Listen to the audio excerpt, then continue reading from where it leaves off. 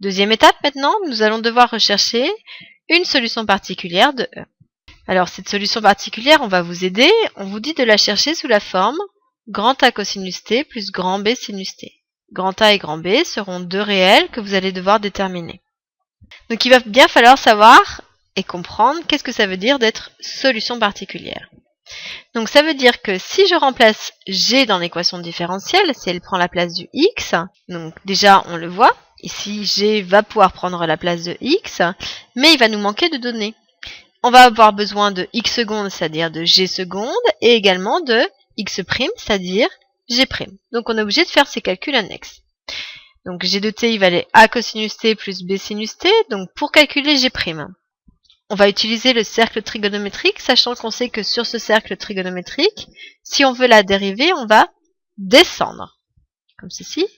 Donc cosinus, il est placé tout à droite, donc si je descends d'un quart de tour, j'arrive à moins sinus. Donc dérivée de A cosinus t, ça va faire moins A sinus t. Ensuite, pour le sinus, il est tout en haut ici. Donc dérivée, je descends d'un quart de tour, donc j'arrive à cos. Du coup, dérivée de B sinus t, ça va faire B cosinus t. On a besoin également de G secondes, donc de nouveau besoin du cercle trigonométrique. Pour G secondes, donc on est à moins sinus t, c'est-à-dire tout en bas, ici. On va prendre le signe moins là. Donc on va tourner d'un quart de tour, c'est-à-dire on va arriver à moins cosinus t. Donc ici, ça va faire moins A cosinus t. Et après, j'ai plus un cos. Donc cos, il était ici. Donc on avait vu que sa dérivée, c'était moins sin. Donc ça va faire moins B sinus t. Cette fois-ci, on va devoir remplacer G, G' et G secondes avec le même code couleur dans mon équation.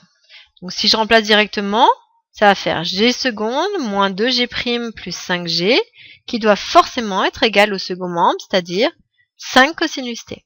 Donc je remplace avec les codes couleurs. Donc G secondes moins 2G' plus 5G qui est égal à 5 cosinus t. Donc on va devoir arranger la partie de gauche. Donc cette fois-ci on va pouvoir développer.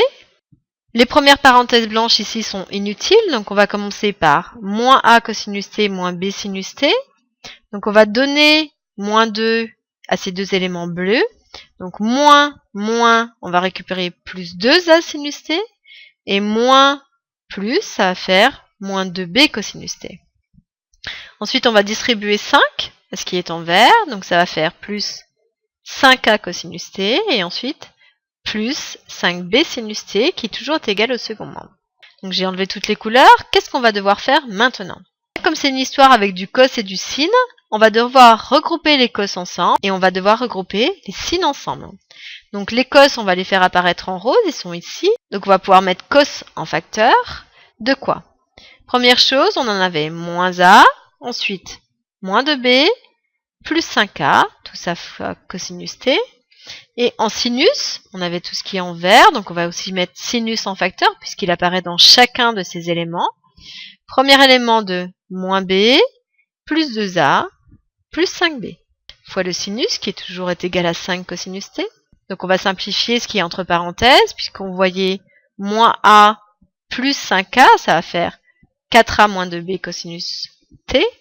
Et ensuite on a moins B plus 5B, ça va faire 2A plus 4B sinus t, qui toujours est égal à 5 cosinus t. Donc cette fois-ci, on va pouvoir identifier cos avec cos, sin avec sin. Donc les cos, on les a fait apparaître en rose. Donc à gauche, coefficient, on en a moins 4A plus 2B. À droite, on en a 5. Ça veut dire que 4A moins 2B vaudra 5. Et ensuite, pour le sinus, on voit qu'on en a à gauche, mais on n'en a pas à droite. Ça veut dire qu'il y en a 0. Donc ce qui voudra dire que terme à gauche, 2A plus 4B vaudra en fait 0. On va devoir résoudre ce système. Donc pour résoudre, on va utiliser la méthode de combinaison linéaire. Donc on voyait 4A, 2A. Donc on va chercher à multiplier par 2 la deuxième équation pour avoir le même coefficient. Donc ça va donner 4A fois 2, donc 8B. On n'oublie pas aussi de multiplier 0 fois 2, ça fera 0. L'intérêt, c'est que j'ai 4A, donc on va pouvoir soustraire les deux équations. Donc on va le faire terme à terme. 4A moins 4A, j'en ai 0. Moins 2b moins 8b, ça va faire moins 10b. Et ensuite 5 moins 0, ça fera 5. Donc on résout maintenant, c'est tout simple. Ça va dire que b vaudra moins 1 demi.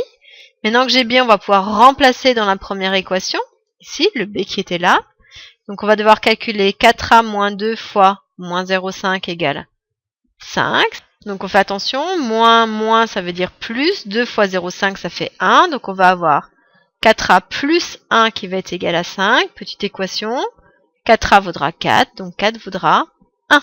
Donc on a trouvé la valeur de a et b, ça veut dire que dans ma solution particulière, ces deux valeurs-là, je vais pouvoir les remplacer.